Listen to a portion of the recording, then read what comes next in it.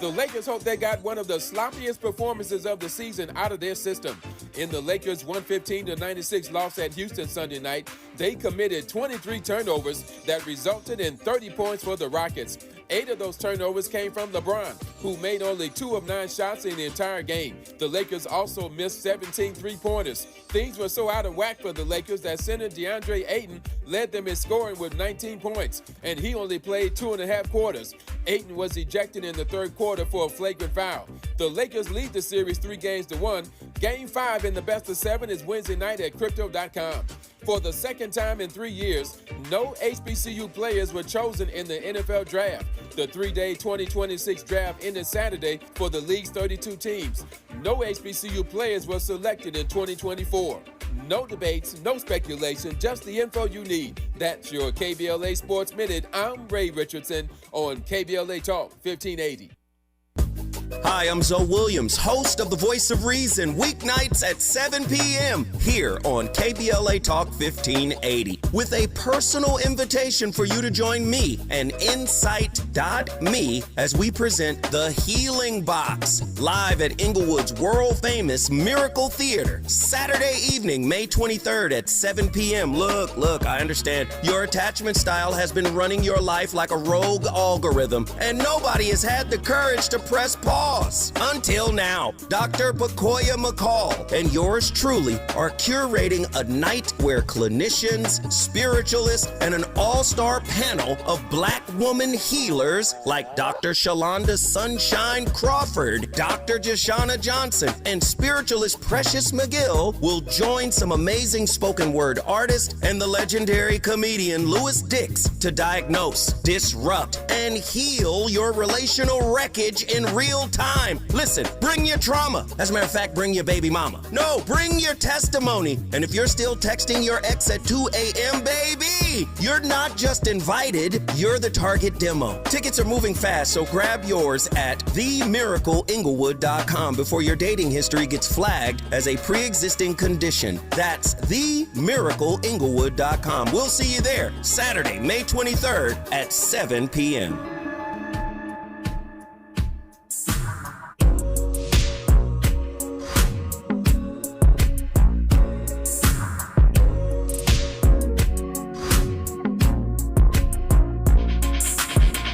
White diamonds, 2 a.m. she wildin'. She sick, got they stomach in her comics. What school you went to? Gardena, Compton, Westchester, King, Drew, did we function? Lil, what that dog gave me, that's on pup. All my kids, I'll sock you up. Have you ever took a fade and ran 3 more back to back? Oh, you haven't? Then shut the up and keep it rap. I'm from the land. Don't say you hate LA when you don't travel past the 10. Am I tripping? Yes, I am. Meditate over some money. I see Franklin, I find Zan. I'm from the land. Don't say you hate LA, but live in LA and pretend. My neck on Tarantino, Alejandro Spike Lee. Just know you took the scenic route if you stand by me, stupid. So fly in this 50 on me, don't die trying it. You know I'm up and down when I slide in this. Beamers and the jets outside in this. West side, get the money, yeah, that's for sure. Streets don't love you, better respect the code. Ain't no sleeping in on Sunday. If it's about the money, then my don't go. When I walk in, low, yeah, break neck. It's unanimous, high pop. When I walk in, better get in check. You looking at a bad, nothing less. Walk, walk, walk, walk, walk, walk, walk, walk, tip, toe, pivot, walk, tip, toe, pivot, walk. KBLA Talk 1580, you're listening to First Things First. I am James Farr. I'm sitting in for the Queen, Dominique DePrima. We are knee-deep in election coverage, and with the primaries coming up and next month, not next month, but June 2nd. So we're a little little bit more than a month out before many of you will have to make some very important decisions.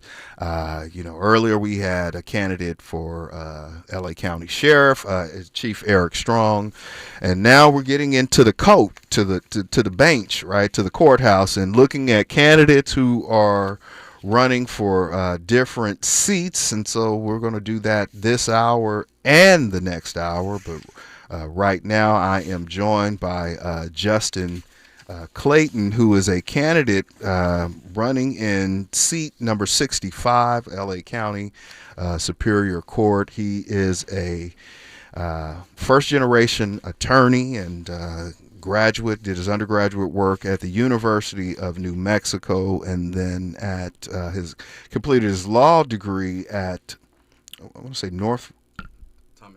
Thomas Jefferson Law School. I don't know where I found the North in there, but he is running for a judicial seat. And, these are some important elections. I know they don't get a lot of attention, but it's important, and we're grateful that Justin took some time to join us. Justin Clayton, good morning. How are you, sir?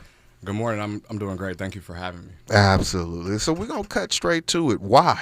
Why do you want to be a judge? It's time. It's time in my career. It's also, I believe that I'm needed. It's necessary to have some diversity on the bench, and not just because I'm African American, but just because of my upbringing. I am a LA native. I grew up in South Central Los Angeles, and there are certain experiences that I've had that I don't believe many people on the bench have had. So it's perspective. That's the main reason why I'm doing it. And I did read in your bio, as I said, and I mentioned it, your first generation. Why was it important for you to kind of make that designation as a new attorney, or an attorney first in your family? When I went to law school, one of the eye openers, I don't want to say strange, but one of the things that I experienced right away were the people who are generational attorneys, right? So it is a challenge. It took a lot of work. So I think that it's important for people to know the work ethic that I have, and that I am able to learn as I go. Nothing was given to me. So that was why that was important for me to include that I'm a first-generation attorney, just so people can understand the work that's involved. So coming from LA, growing up in community, were there who did you look to as an example, or what did that even exist? I mean, how did you decide, hey, I'm going to go to undergraduate in New Mexico, right? Of all places. So I decided at an early age to be an attorney. I really didn't even know what that meant. My godmother is, her name is Natalia Combs. Judge Combs is a retired judge. At the time, she was a attorney. Really, one of the reasons also why I am running to be a judge, or I would like to be a judge, is just following in her model. But seeing her early on, again, I did not know even really what it took to be an attorney. I went to New Mexico because I played football there. I am a LA City student, LA City athlete, and while in New Mexico, I always thought that, the next step, you graduate college, you go to law school. It didn't work that way, and it just really wasn't that easy, right? You got to take the LSAT, you have to finish college or finish law school and then pass the bar, and these are all things that I learned as I went. So again, separating me from the generational attorney, it took a lot of work and effort to figure these things out and then make it happen. And what kind of law do you practice right now? You're in the public defender's office. I'm a public defender, so a criminal defense attorney. Okay.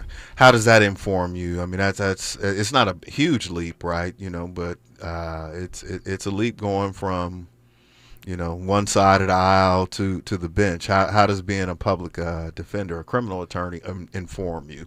So we go back to perspective, right? Many of the judges, or at least historically, the judges have been district attorneys. So being a public defender, I stand beside our marginalized community daily. I see a lot of the experiences that our community has. And again, I'm an LA native, so a lot of these things, I'm very good at being a public defender because I relate to my clients. And when they come into court, when they meet me, I already know where you're coming from and I already know what you've been through. You can give me more information, but we'll make it work from there. So being a public defender has, I think it was my natural deal, but I think I can help more from the bench. But I thought Lady Justice was blind, right? Like you're supposed to be impartial sitting on the bench. So does it matter that you have some lived experience? Unfortunately, with many of the folks that are cycling through the criminals I can't editorialize criminal justice system. You're supposed to be impartial as a judge. Why does that matter? Right. I'm supposed to act without bias, right? But when we talk about perspective and being impartial, judges still have discretion. So when we talk about minimums and maximums, the ability to be on probation or diversion, there are certain judges that or certain people who believe that incarceration is the first thing to right or wrong, right? We're seeing it firsthand as a public defender. I believe that the only way that we can get better is by healing our community with victims, with defendants, and everybody being on the same page. There's a term used in court called justice partners, where we talk about the court defense bar and the prosecution bar working together. It is a wonderful thought, right? But not something that I have seen as being a reality.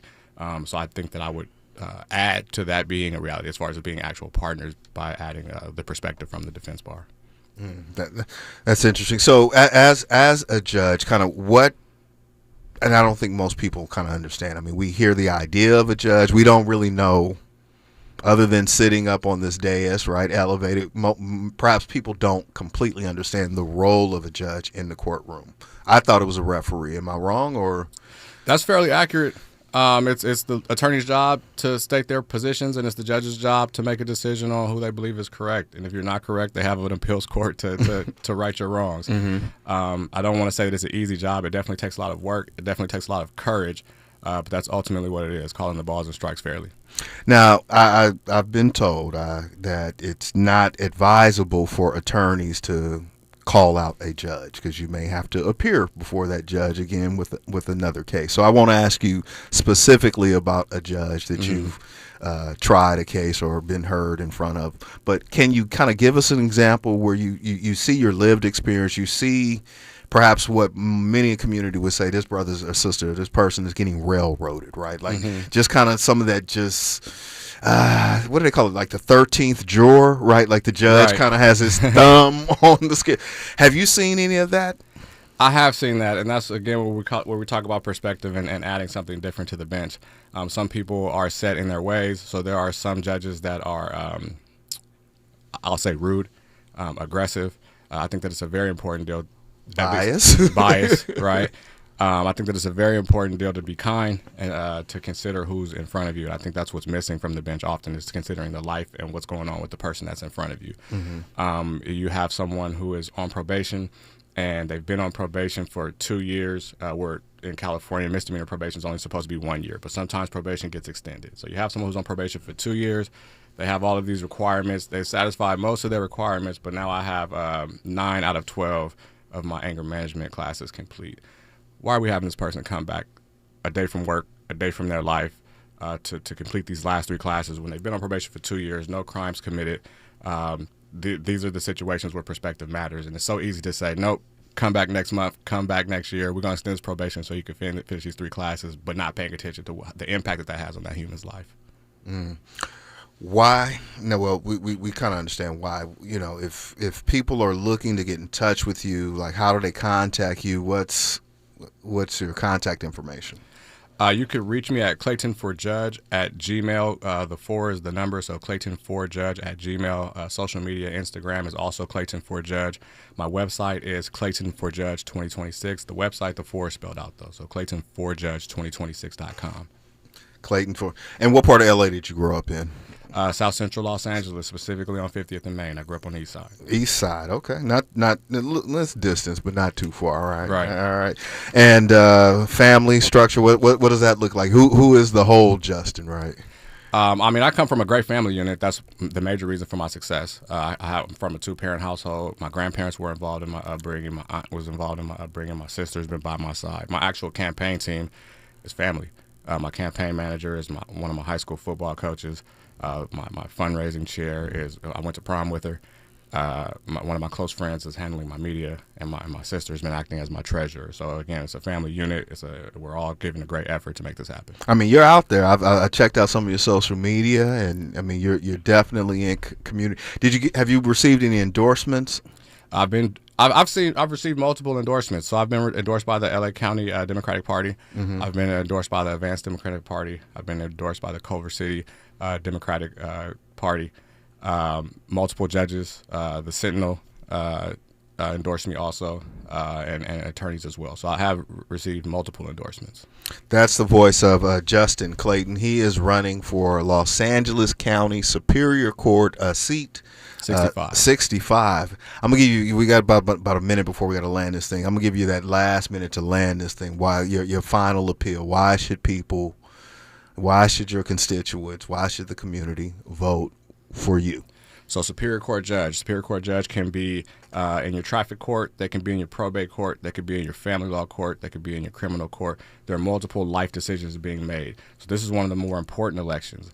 Judges are usually at the bottom of the ballot. People usually vote on name recognition. So I'm so glad that I had this opportunity today so you guys can put a face to a name, ideas to a name, so you know exactly who you're voting for. You're voting for Justin Clayton because he's an LA native, and when these decisions are made, I'm not only taking into account the law and what's told to me, but also where you're coming from, your background, your history. All things are considered to make the right decisions. That's Justin Clayton, again, running for Los Angeles Superior Court Judge, seat 65, LA native. As I told y'all, we have coverage of the election. The primaries are coming up in June 2nd to be exact. Ballots are getting out in the mail pretty soon. May 4th. May 4th. Is it May 4th they go out? Next Monday, ballots go out. So let's start now. Yeah, I know that they're the sample ballots and all that stuff are going out. So, you know, you got to face with the voice. You know, I'm not making an endorsement here, but I think you should check this candidate out, and you have to decide what makes the most sense. But I mean, I can safely say that I think representation matters in many different spaces. Justin, I appreciate you stopping by today, man. Good luck out there on the campaign trail, and we'll check in with you after the second. All right. Thank you. All right. Stay with us. More coming up. Got some guests coming in on the other side of the hour. We'll get to them. More judicial candidates, but man, they shots fired at the White House Correspondents' Dinner. Anyway, stay with us only on KBLA Talk 1580. We got your black. She's reclaiming her time on KBLA Talk 1580. More First Things First with Dominic DePrima when we come forward. When the story gets twisted, who's going to tell the truth? When they cut the microphones, who's still talking? When history gets rewritten, who remembers what really happened? We do. KBLA Talk 1580. Black media isn't just important right now, it's essential. Because when mainstream outlets move on, we stay. When the headlines ignore our communities, we don't. When decisions are being made that affect black lives in our schools, our neighborhoods, our economy, KBLA is in the room. This is more than radio. This is a lifeline, a record, a rallying cry. Black stories, black voices, black power. The heat is on. On the air and in the culture. KBLA Talk 1580. Stay connected. Stay informed. Stay loud. Stand up! It's game day.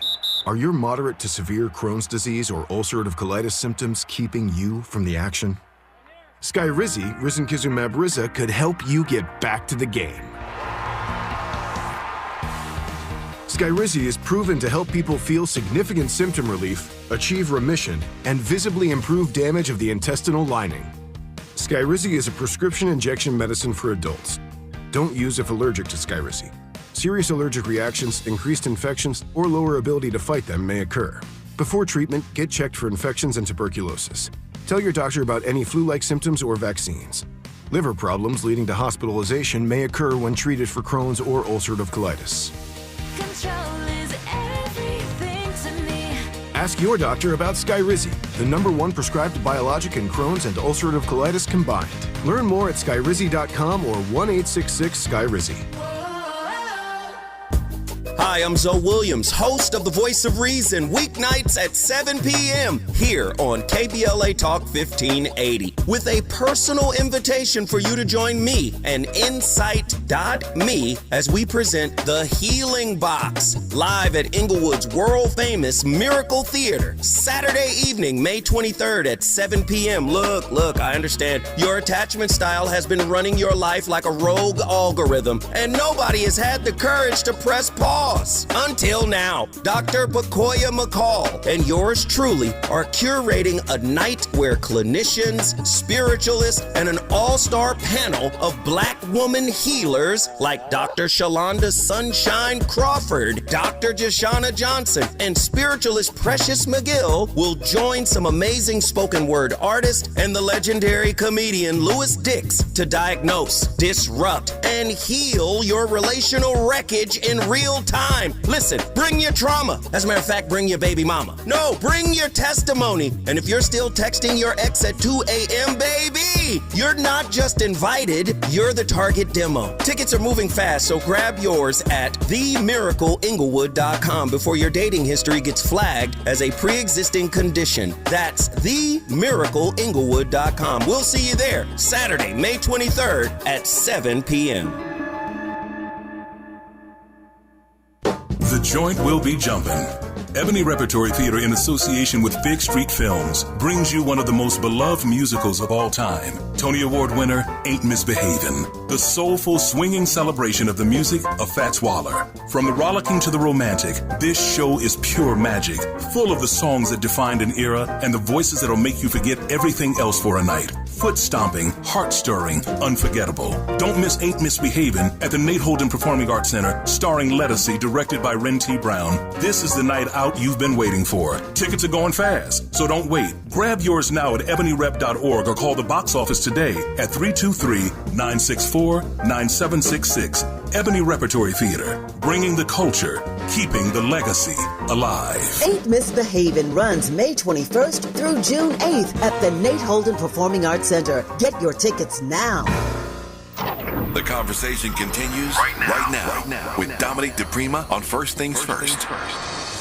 That's right. The conversation does continue. I'm not Dominic DePrima. I am James Farr. I'm sitting in for Dominic DePrima right here on First Things First, and it's election season. You know, I got some time. Now's a good time if you want to talk. 800-920-1580. That's 1-800-920-1580. The chat in the YouTube is pretty robust this morning.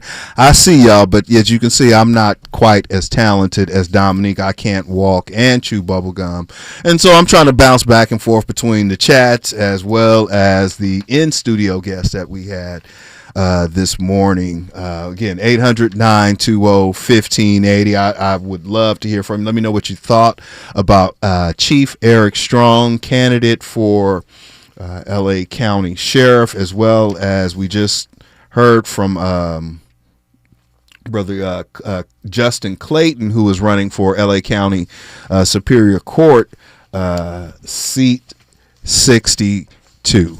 What is going on? This is 7 o'clock. We'd normally be looking at some national stuff in this hour. Wow, Saturday night.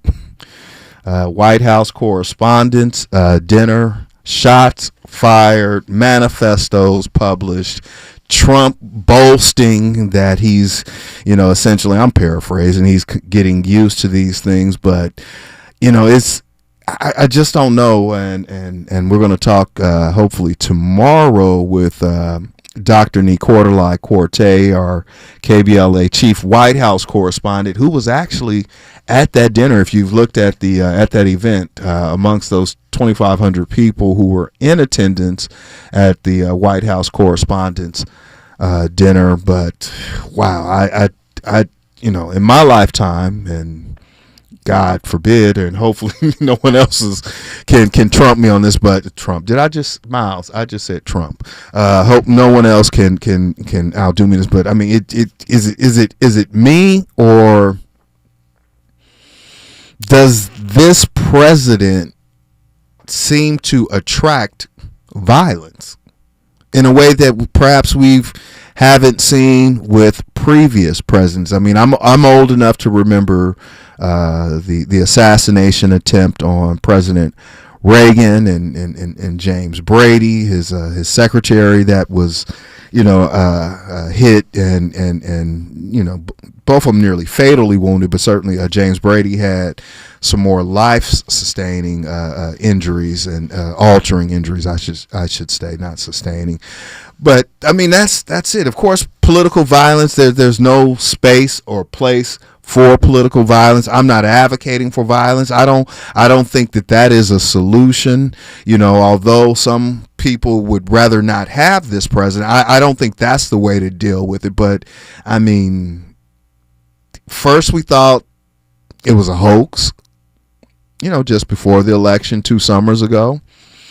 Then we see other incidents, and then we see what happened on Saturday night at this White House correspondence. I mean, the video, if you haven't seen the video, this guy busts through it looks like I guess the lobby area. You see Secret Service react relatively quickly, right? I mean, they're right there, but they just arrest a guy, right? You come into a building, you let off rounds, the president is there. We see the vice president, J.D. Vance, literally picked up by his collar and drug out of there. And then we get 60 minutes last night of Trump with just all of that bloating and how tough he is, and his condescending tone at the CBS reporter, telling her she's a horrible person and all this, for asking questions, for merely just reporting what was in that manifesto by that alleged gunman, and his reasons, citing Jeffrey Epstein and pedophilia and just all of the things, right? All of the things that we just seem to be hearing about Trump day in and day out and all of that. And then he has the nerve, the audacity, to tell her, essentially he didn't appreciate her asking that. Boy, well, that story is developing. Like I said, tomorrow, hopefully we can get Dr. Nicordelai Corte on air with us. We got a packed schedule, but I want to really hear firsthand. I don't need to hear from one of those other acronym networks or stations. I don't need to go online and read about it at some of these other mainstream publications and whatnot. Right here at KBLA Talk 1580, we have our own White House correspondent who was actually in the building, right? He was in the building when all of that, but we are glad that, of course, he is safe and not in harm's way. But I really want to hear his reaction to it. So many more elections for us to cover. The governor's race, wow. I mean, it's still a crowded field. Right, still some choices need to be made. It's still not too late for some Democrat candidates to fall out. Right, I've heard some say, well, it doesn't look likely that we could end up with 2 Republicans at the top of the ticket going into November. But I also remember some people who sit in this very station behind this very mic and obviously across the country and across the spectrum who thought Vice President Kamala Harris would have been a sure in, and that there was no way that voters in this country would vote to elect Trump to another term, right? So I'm not so convinced or so confident or so stuck on a Democratic party or plantation. I'm not a Democrat. I'm not a Republican. I'm an independent. Y'all know that I voted for Dr. Cornel West and Melina Abdullah in the last presidential election cycle. But some of y'all thought Vice President Harris would absolutely defeat Trump. So I don't put it past California, right? Things are changing. California could go red, and we may see it. More with us, news, traffic, sports, up next. When we come forward, I'm joined by another candidate who is running for judicial seat 66, Ben Foyer. He's joining us on the other side of the hour. Stay with us only in KBLA Talk 1580. We got your black. The station you turn to when you've had it up to here with cultural incompetence. KBLA Talk 1580. I'm Bree Wood with BIN News Now. Chicago's Black Mayor Brandon Johnson is launching a year-round youth peacekeeping program. We will issue $900,000 in grants to trusted and experienced violence prevention organizations to execute this program. The initiative hires young people ages 16 to 24 to help prevent violence through conflict resolution and community support, with adult advisors providing mentorship.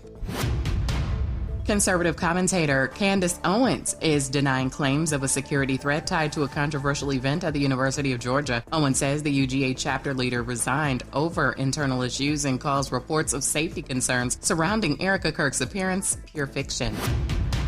And Megan Thee Stallion said she's ended a relationship with NBA star Klay Thompson. The rapper posted messages accusing Thompson of cheating, saying trust and fidelity are non-negotiable.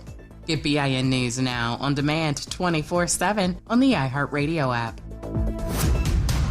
Recall 67A mobile appointments are now available in your area. We come to you quick, easy, and under an hour. Complete the recall to get $500 plus a warranty worth thousands. Schedule today at CummonsRecall.com. This is the KBLA Sports Minute with Ray Richardson. The Lakers hope they got one of the sloppiest performances of the season out of their system. In the Lakers' 115-96 loss at Houston Sunday night, they committed 23 turnovers that resulted in 30 points for the Rockets. 8 of those turnovers came from LeBron, who made only 2 of 9 shots in the entire game. The Lakers also missed 17 three-pointers. Things were so out of whack for the Lakers that center DeAndre Ayton led them in scoring with 19 points, and he only played 2.5 quarters. Ayton was ejected in the third quarter for a flagrant foul. The Lakers lead the series 3-1. Game 5 in the best of 7 is Wednesday night at Crypto.com. For the second time in 3 years, no HBCU players were chosen in the NFL draft. The 3-day 2026 draft ended Saturday for the league's 32 teams. No HBCU players were selected in 2024. No debates, no speculation, just the info you need. That's your KBLA Sports Minute. I'm Ray Richardson on KBLA Talk 1580. I need a little range, step to the range. There's a new flavor in town, the Jalapeno Ranch Club at Chick-fil-A. With that juicy Chick-fil-A original spicy or grilled chicken, a buttermilk ranch bun, candied bacon, pepper jack cheese, and jalapeno ranch sauce. It's got big ranch vibes with a little heat.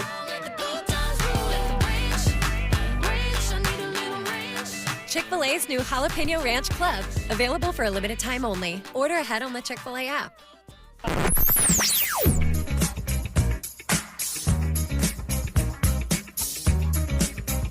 This is KBLA Talk 1580. Talk radio. That's music to your ears. We're unapologetically progressive. KBLA Talk 1580. My name is Cynthia Mitchell. I've been an emergency room nurse in Los Angeles County for 25 years. I've been there through every fire season, every outbreak, every earthquake. Every time Los Angeles needed us, the doctors and nurses of Los Angeles County showed up. And right now, I'm seeing another disaster coming. Trump's cuts to Los Angeles County's healthcare system are a public health crisis in the making. Medi-Cal, public hospitals, disaster preparedness are all at risk, but we can stop it. Measure ER fights back against these cuts. For a half a penny, we keep emergency rooms open, care within reach for working families, and doctors and nurses serving the communities we love. When you vote yes on Measure ER, you're not just voting for healthcare, you're voting for LA. Vote yes on Measure ER by June 2nd. Ad paid for by Yes on ER, Restore Healthcare for Angelinos, sponsored by St. John's Community Health and Health Justice Action Fund. Ad committee top funder, St. John's Community Health. Lots of places can expose you to identity theft. Oh no. That's why LifeLock monitors hundreds of millions of data points a second for threats to your identity, which is way more than anyone can do on their own. If we find anything suspicious, like new loans or changes to your financial accounts, we alert you right away, all through text, phone, email, or the LifeLock app. Get the alerts that could make all the difference. Save up to 40% your first year with promo code NEWS at LifeLock.com. Terms apply. There's a lot of uncertainty in the world right now. Things are changing fast and no one knows what comes next. Times like these make you realize just how important it is to be prepared. That's where My Patriot Supply comes in. They're America's #1 most trusted resource for survival food, solar power, water filtration systems, and more. Go to preparewithamerica.com to unlock a special offer that'll help you get ready for whatever comes our way. Go to preparewithamerica.com to see the special offer right now. That's preparewithamerica.com. Broadcasting live from Leimert Park, USA. Welcome back to your home for unapologetically progressive radio. KBLA Talk 1580.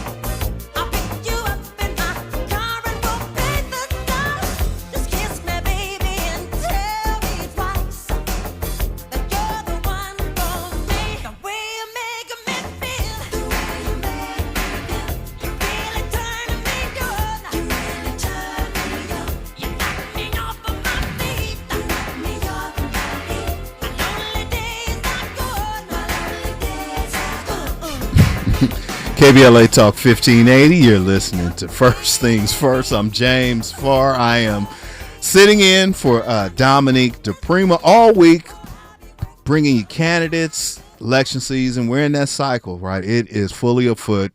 Right now, we normally on a Monday on Dominique DePrima, First Things First.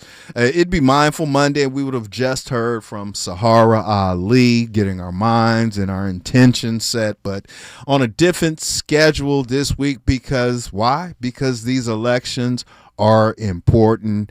I'm going to say it, but I'm not going to say it. You know, vote like your life depends on it. No, vote how you feel, right? I mean, I encourage everybody to vote. I respect, hey, if you don't want to vote, that's your right too. I don't buy into that whole argument that, you know, you throwing your vote away and all. No. Patriotism shows up in many different ways, and for some people, the protest is just it. Brother Miles, did you see that Michael Jackson movie over the weekend? Not yet. I will. I can't wait to see it though. You know what? I waited all weekend. Because I knew if anybody saw that movie, it was you. I didn't get to see it yet. But I'm going to do is, man, I'm going to take a little lady with me. So, you know what I mean? I got to hold off another weekend. But we going to, you know what I mean, go see it hand in hand. Well, the gas ain't going to get no cheaper, brother. And them ticket prices. Moonwalking to the damn theater. We walking backwards to the theater. Man, so I'm reading that it like broke the box office this weekend, right? I mean, $97 million. Sounds about right. Michael's back, baby. I see. Spirit of Michael's back. I see. What are you looking forward to most about seeing? I mean, because I know some people singing along with the movie, every word of every song, singing along, being a part of the Michael Jackson background choir. But I'm looking forward to. I love the music, man. Like I know, maybe I'll learn some more about the story. But even if I don't, you know what I'm saying? Like I'm a fan. Like, I'm going as a fan of the music, of the legacy. And yeah, the spirit of Michael back, man. I'm a fan of having that ancestor back in the ethos for sure. You know, I mean, it's so it amazes me. Even like my son, who's 11, he knows who Michael Jackson is, right? And you know, I got a couple of few on you, brother Miles. You know, I mean, I ain't sunning you or nothing, right? Like, you know, big homie. But it just amazes me that your youthfulness, right? Like, you really rock with Michael Jackson. Yeah. I mean, I think everybody knows Michael Jackson. I think he's one of those frequencies, you know what I mean, that when you hear it and it touches you and it taps in with you, like it doesn't get away from you. So throughout think about the eras of Michael. Michael caught like the end of that live sound, you know what I mean, that live Motown sound to the computerization of music and instrumentation to, you know what I mean, crossover pop mic. So I mean, like he's got a little bit of everything in every era of what your ear is listening for, regardless of whether you were OG Remember the little sad little boy Michael, who I gave him my milk and cookies. I don't know what happened. We were in the sandbox. And it started break out singing from then all the way to the Free Willy song, you know what I mean? And Butterflies, and yeah. So I'm off the wall, Michael Jackson. That I could listen to Off the Wall on repeat, on loop. Thriller, not so much, right? And I don't know, maybe it's because, what was that, 84 Thriller came out, 83, somewhere around. So, I was a young boy. Mike was just he wasn't relatable, I think is what I'm trying to say. I didn't see nobody in my home, in my community, rocking like Mike. So it's yeah. But I will say, and we're waiting on our next guest to join us shortly. So I wanted to probe Miles, because I was expecting him to give me a review. I'll say this: for a little over a decade, my office I worked out of, up on Sunset Boulevard, my next door neighbor was MJJ Communications. That's Michael Joseph Jackson Communications. Essentially his publicist and security, and many of the operations were literally on the other wall for me. So over the years I got to know many of them, and the rumors and things that were circulating about Michael was no different now than they were then. And I never met Michael Jackson. I never saw him, right? He never came to that building, Miles. But after the years of talking with those who were extremely close to him, and as you know, Miles, in many cases, it's the people who are closest to you who either fabricate or kind of leak something out, right? But I feel confident through the conversations I had over the years that I believe Michael. I don't believe any of the things that came out or people alleged against him. What about you? Personally, me neither. It's like the same thing. I've heard people say about Kels. Like if you don't rock with somebody, for sure you don't have to rock with somebody. Why'd you do that though? See, now you messed me up, right? Because now you took that off ramp with Kels, right? Miles is talking about R. Kelly, right? And the difference. Okay, Kel, anybody who you don't rock with for anything that you don't agree with them personally. You know what I'm saying? Like I'm all for that. I'm not gonna defend, anybody's feel for not rocking with anybody. But me personally, you're gonna hear Michael it could be any given time of the day. You might hear a Michael Jackson song come through my car system. So I mean, don't get me wrong. Chocolate Factory is the last album I listened to from R. Kelly, right? And I love it, right? I mean, it's classic. It slaps, right? It bops, but it's no longer on the playlist. And I don't want to conflate and convolute Mike's legacy and greatness with someone who's on videotape doing things with underage girls. I never saw the video, for the record. Victim, man. I never saw that video. And any of y'all that watched R. Kelly, okay, I'm about to make somebody mad right now. You ready for it, Miles? And then we're gonna move forward with a break. If you did, first we support Michael, right? I hope to see it this weekend. Mike is beloved and everything. But back to that Kels thing. Since you brought it up, I'm gonna finish it, right? I'm gonna go to break after that, yeah. All right. If you watched that tape of R. Kelly, you're a pedophile too. Straight to jail. All right. Only on KBLA. We're back with Ben Farr, running for LA County Superior Court, seat 66. Only on KBLA Talk 1580. We got your blood. More of First Things First with Dominic DePrima when we come forward. Hi, I'm Fred Martin, founder of Compton Kids Club.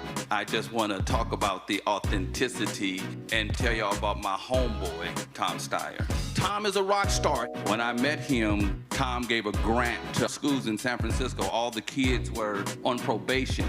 We were flying instructors for 2 years to come and help those kids doing performing arts and turning their life around. Some of the kids that he supported, they've graduated from UCLA. Let's fast forward. Tom is in schools in Compton, hanging out with the kids in the piano classes. Brother Tom Steyer hangs out in the studio with us. These are the seeds that he's planted. This has nothing to do with elections. What's coming out of his mouth is not a campaign speech. It's authentic. And when he said he walks away from a business because he want to do his values, he ain't making that up because he's running for governor. This man is real. Ad paid for by Steyer for Governor 2020. You better work. She's rooted in culture and rising in power. Los Angeles City Council member Karen D. Price Jr. invites you to the District 9 Women's Leadership Summit, a powerful gathering celebrating the women who shape our communities. Join us Sunday, May 3rd from 1 to 6 p.m. Registration is open now, but space is limited. District 9 residents receive special priority. This event is free. Call 323-846-2651 to reserve your spot. That's 323-846-2651. Be rooted, be powerful, be there. Getting around LA doesn't have to cost a lot. Metro has fares that fit every budget. 20 free rides for qualified riders through the Life Fare program. Free passes for students with GoPass and affordable options for everyone in between. Wherever you're going, Metro's got you covered. Visit metro.net/fare programs. This is KBLA Talk 1580, where hate meets a scholarly match. That's right. Well, hate always meets a scholarly match right here on KBLA Talk 1580. James Farr, I'm in for Dominique DePrima, and we got this election coverage coming up. It's the election cycle is afoot. Ballots come out May 4th. Folks will be making decisions on, in many races. I mean, on from the governor's office. I mean, we have elections at the state. You have assembly. You have Senate. And I'm speaking about state offices. You have county offices. You have city council. And you also have sheriffs. And you have candidates who are running for the judicial seat. And this hour, this moment's no different. Ben Farr is running for Los Angeles County Superior Court Judge, seat 66. Welcome. Good morning, sir. Thank you for joining us. Thank you so much for having me. Appreciate it. Absolutely. I as I'm combing through my notes here, and as I pull up your bio, tell us a little bit about your background. My background, so I'm from Brooklyn, New York. Grew up in Crown Heights area during the 80s when it sucked. And, pulled up my bootstraps, ended up taking myself through college in Canada, actually, of all places, in Toronto. Law school out here in LA, and I've been in LA ever since. 20 years ago, I joined the DA's office, became a district attorney, and my specialty has been cybercrime. So focusing on complex, identity theft and soliciting children for sex online and online sort of crimes, hacking, fraud type crimes. 2014, I started teaching at USC. I've been teaching in the undergrad there since then, every single year, every single semester. I teach cyber law and privacy and a couple other courses, and wrote a couple books, textbooks, and now I'm running for judge. Wow. I mean, you don't think you'll miss the work with the folks who are most impacted? Why make this transition into the judicial seat? Oh, very cool. So, listen, I'm going to still, my students keep asking me, I'm still teaching. So the impact that I have on students in school who want to learn and want to learn complexities, I'm still teaching. But as far as the work I do, I'm very eager to approach an area where you have this fair and balanced approach. It's academic. You have to, be aware of the law, be cognizant of it, have a good personality to deal with it, and I think I'm ready for that. I think 20 years in cyber has prepared me to handle a new role. And I mean, and that is a new role, right? I mean, with technology, AI, and just all of the things, police using digital footprints and a lot of times circumstantially to solve cases just by where a person is. So let's go back into your that upbringing, in Brooklyn and the East Coast, and you come up in an era. I mean, America was in the middle of a crack epidemic, right? Mm-hmm. And a lot of things were certainly different. How did that inform you as you? Because you're on the prosecutorial side, right? I mean, you cuff them, or they cuff them, right? And you stuff them, right? Right. How does that inform you going into the courtroom?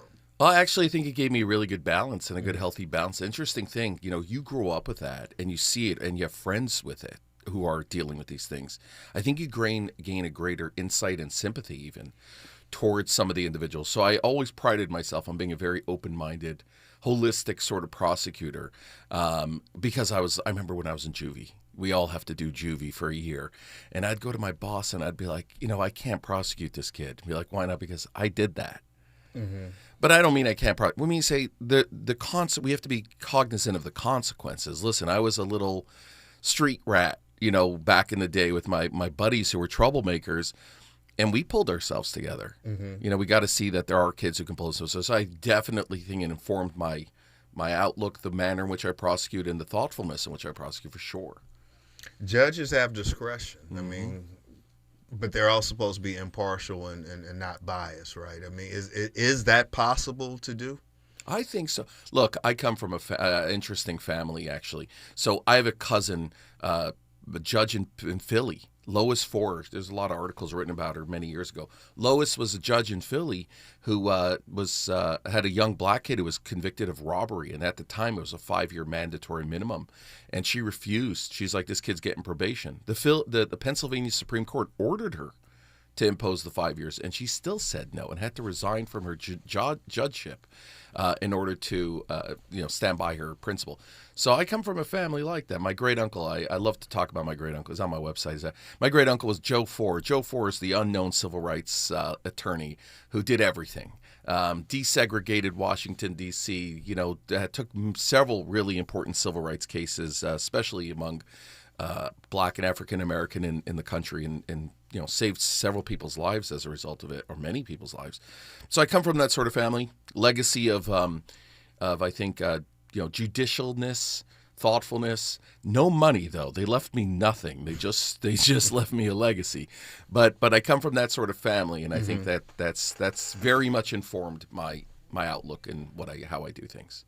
Well, so when we're talking various different candidates, and many of them have like priorities or policies or things, and that's not necessarily what fits inside of the judge head, right? But what do you see different on the bench, right? Like, I mean, is the sentencing too hard? I mean, do you kick out cases from stacked charges again? What's different in your time on the bench? Yeah, first thing first is I have an area that no one knows. Cyber. DAs don't know it, defense don't know it, judges certainly don't know it. So the first place is understanding technology, its uses, how it's used, how it's abused, which is fascinating. Side note, I often take cases in my job as a cyber prosecutor, and the goal is not really to prosecute, so to speak, as in hold someone accountable, lock them up, and throw away the key. The goal is to test the law, to figure out where the law is going with that. I love that sort of thing. So I'm always looking at when a new law passes that is cyber, which is everything nowadays. I'm going, hey, how do we figure this one out? How do we deal with this? That's the first thing I would say, is bringing this technological awareness and privacy awareness. I'm big into privacy, big into don't let government overstep their boundaries and interfere with my life. That's step one. Step two is I think I have this really balanced approach in terms of how I see things. I supervise the third floor downtown courthouse, biggest floor in America. And I was very holistic in the way I would approach things. And I think that's continued as a judge. For example, I had a young African-American kid who felony, but he had a gun. He took a gun on a bus. I don't know what he's doing with a gun in his backpack. He comes to court with his dad. He's probably like 22, 23 years old. His dad's back in his life. And they come to court, and I was like, what's going on? Whatever. He gives me his excuse. He thought he was, he thought it was a hit on him. I'm talking to the dad, and I said, what do you do that's sort of like spiritual in your life? And he goes, I do yoga every day. And I said, what if I sentenced your son as part of his probation condition? He has to do yoga with you every day for an hour. Wow. I said, will you keep to that? Would you write me a letter every month telling me my son's keeping up with that and hold him to task? He goes, yeah. I go, I'm sentencing to do yoga with you. It's sort of like I had an opportunity to bring father-son together, and an opportunity also to make this kid do something out of the ordinary for him. Something maybe spiritual or inspirational, whatever it was. And that's a lot of how I look at it. A lot of times I get young men who do stupid stuff, and the first thing I'd ask them is, do you have children? And if they did, the very first thing I'd make them do is parenting classes. And the judge would be like, yo, it has nothing to do with possessing a gun. I'd be like, I know. But if you understood the role of a dad, you wouldn't possess a gun. It all does. So I would do things like that. Very holistic. I think I'd be like that as a judge. You know, I've sat through federal trials. I've sat through, superior court trials, civil, criminal, you name it. And one of the things I've observed in a good way and an extremely bad way, but this idea of the 13th juror, right? The judge actually putting his or her thumb kind of on that scale. How do we root that part of the job out? Because many in our community, black and brown folks, are disproportionately sentenced, far harsher, perhaps overcharged. How do we get that 13th juror out of that mix? Yeah, really good question, because it's not an intentional thing, right? It's always this unintentional unconsciousness that we engage in. And the first step's is being aware, obviously. Mm-hmm. I think there's so many, right? There is an area of judgeship that is very old and stuck in their ways. And then there's an area, hopefully my generation, which is much younger, and aware of certain things. Being aware of it's the first step, obviously, and cognizant of it. But I also think that there's some law changes, which are wonderful. We have the Racial Justice Act. And then there's also us as individuals paying attention to that. I'm proud. Listen, I'm proud to say I have tons of support from the defense side of the bar. Public defenders and private attorneys love me, and that's part of it. I think I try to be really cognizant of it. But like I said, sometimes lived experience is what brings it up. And growing up in Brooklyn, not to a wealthy family by any stretch, and being around that sort of thing certainly gives insight. But I agree, something to be aware of, and something that people like you and other organizations should constantly bring up. Endorsements. Have you been receiving any endorsements? Sure. Who and why? Okay, so let's start with. I look at your website; it's over 100. Yeah. So right. Citizens for Accountable Leadership, which is a African American organization that's of leaders. Very proud of that endorsement. Just recently, the Honor Pack, which represents Latin and Latinx individuals who are LGBTQ, and everything in between. I think that. Why? Super exciting to get endorsed. I think I'm a unique candidate. I like to think of myself as unique. Well, I got to land this. We're getting hard up on the time, but I wanted to give you an opportunity to let folks, just closing arguments, counselor, like how do folks reach you, of course, but why you in this seat? Thank you. You got a minute. My name's Ben Farr, F-O-R-E-R. It's B-E-N F-O-R-E-R 4 judge.com. You can see my bio and endorsements, etc. on my website. I think I bring a uniqueness. I'm the only cybercrime prosecutor or cybercrime attorney in this race amongst all the various candidates that are running here. And so I bring that uniqueness. I also bring in uniqueness of being award-winning author and writer and teacher. I've won Teacher of the Year at School of Engineering at USC. Have wonderful students of every race, color, ethnicity in my class. And I take great effort to make sure that those kids get ahead, because I see that I see them in myself, which is I grew up, tough neighborhood, and got out of it and managed to make a life for myself, and I see that for other people. So I think I bring a unique perspective, a unique history, a unique outlook, and a proven track record of doing the right thing. That is the voice of Ben Farr, who is running for L.A. County Superior Court Judge, seat 66. How do they, let's give that one more time, how do they reach out to you if they want more information? Ben4judge.com, Facebook, Instagram, LinkedIn, and my website. You'll see bio and various career accomplishments. I got a little bit, real quick. Yeah. Your students approve of you running. Yes. You mentioned earlier they were trying to figure it out. Love my students. Love your students, all right. And at USC? USC. So I got some great students. I made a point of teaching assistants, for example. I've been teaching for 14 years. I've only taken a minority candidate to be a teaching assistant. I want that on their resume. And so I make a careful point of that. And I have a bunch of students. Like I got one kid, we're very close friends. Kid from Inglewood with dreadlocks. He grew up in bad neighborhood, managed to bring his way to USC, and we just hang out. Once in a blue moon, he'll come by my class with a couple beers. We'll sit in the USC parking lot, just chatting. And it's great to take a kid like that and change his life. And that's kind of, I love it. I think my students love me, and I'm so darn proud of them. It's unbelievable. That is Ben Farr, again, seat 66, L.A. County Superior Court. We got more up in the next hour, more candidates for the judicial races. I'm James Farr, in for Dominique DePrima. Mr. Farr, thank you so much for stopping by. Good luck with the election. Stay with us only on KBLA Talk 1580. We got your black. KBLA 1580 Santa Monica. I'm Bree Wood with BIN News Now. Chicago's Black Mayor Brandon Johnson is launching a year-round youth peacekeeping program. We will issue $900,000 in grants to trusted and experienced violence prevention organizations to execute this program. The initiative hires young people ages 16 to 24 to help prevent violence through conflict resolution and community support, with adult advisors providing mentorship. Conservative commentator Candace Owens is denying claims of a security threat tied to a controversial event at the University of Georgia.